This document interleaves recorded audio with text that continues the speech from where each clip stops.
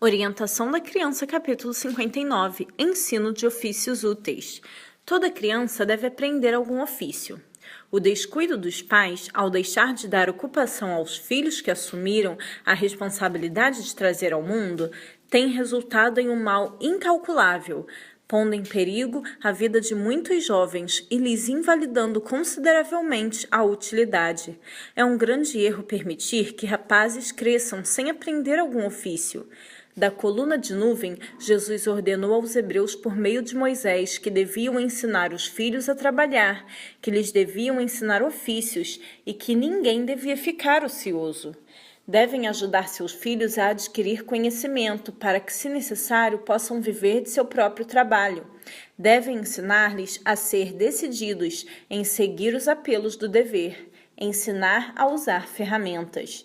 Quando as crianças alcançam uma idade própria, devem ser dadas a elas ferramentas. Se seu trabalho é tornado interessante, serão alunos aptos no uso de ferramentas. Se o pai é carpinteiro, deve dar lições aos meninos sobre construção de casas, pondo em suas instruções lições da Bíblia, as palavras da Escritura em que o Senhor compara os seres humanos com seu edifício.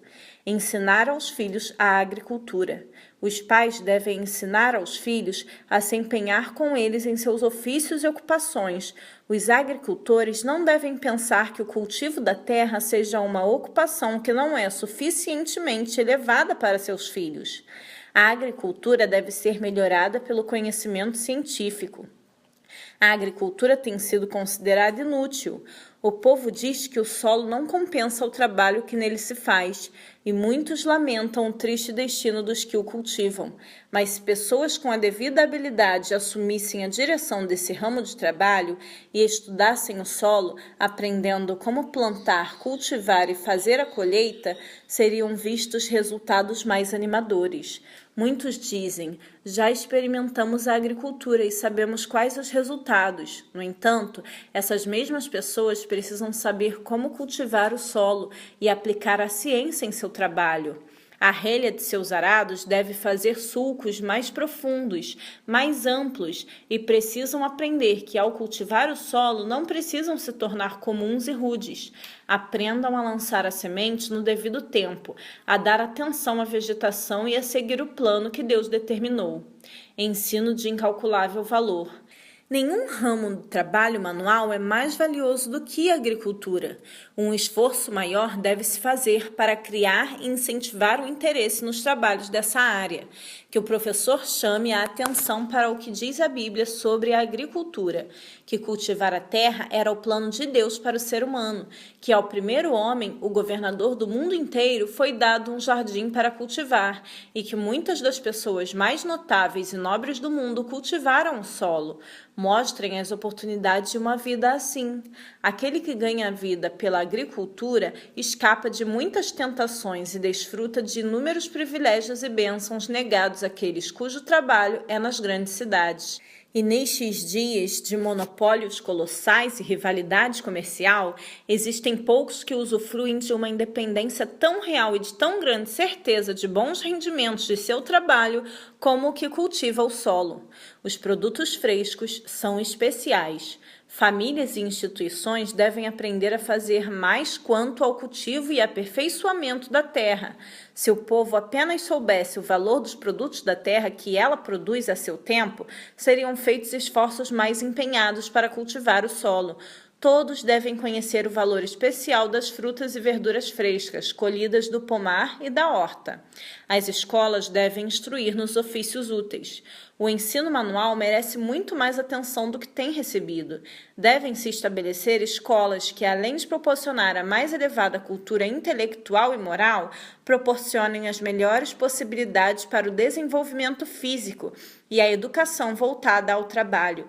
Deve-se ministrar instrução em agricultura e manufaturas, abrangendo o maior número de áreas possíveis, bem como em economia doméstica, arte culinária saudável, costura, confecção de roupas, tratamento de doentes e áreas afins.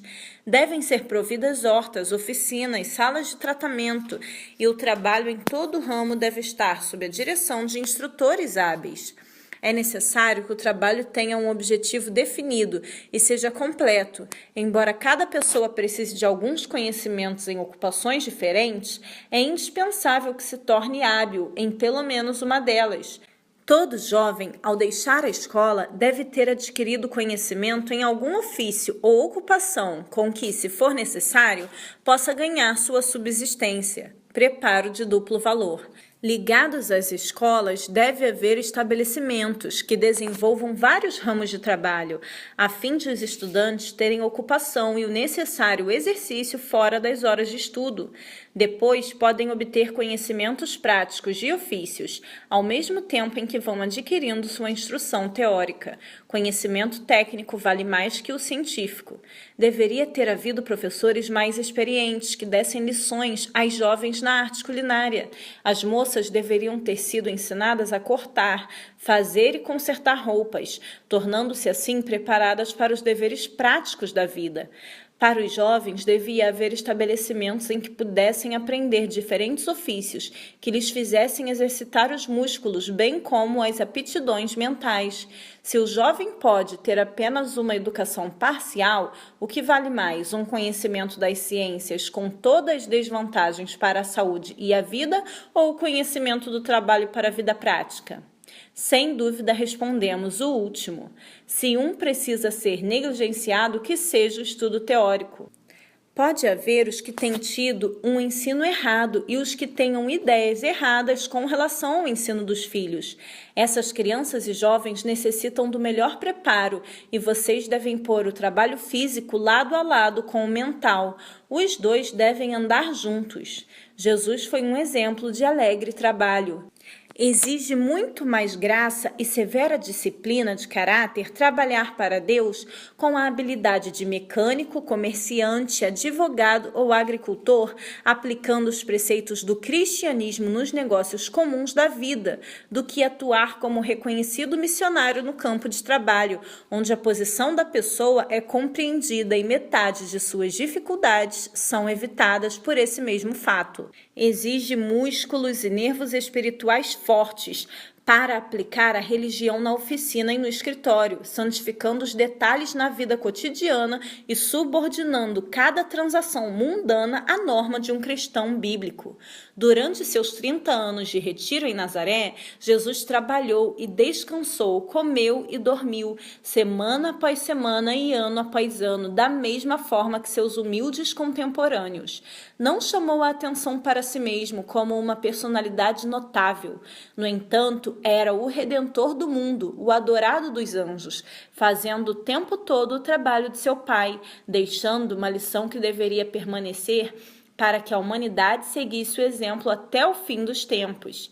Essa lição essencial de alegre ocupação nos deveres necessários da vida, embora humildes, ainda deve ser aprendida pela maior parte dos seguidores de Cristo. Ainda que não haja um olhar humano para criticar nosso trabalho, nem voz humana para elogiá-lo ou censurá-lo, deve ser feito tão bem como se o próprio ser infinito o estivesse inspecionando pessoalmente. Devemos ser tão fiéis nos mínimos detalhes do nosso trabalho como seríamos nas maiores questões da vida.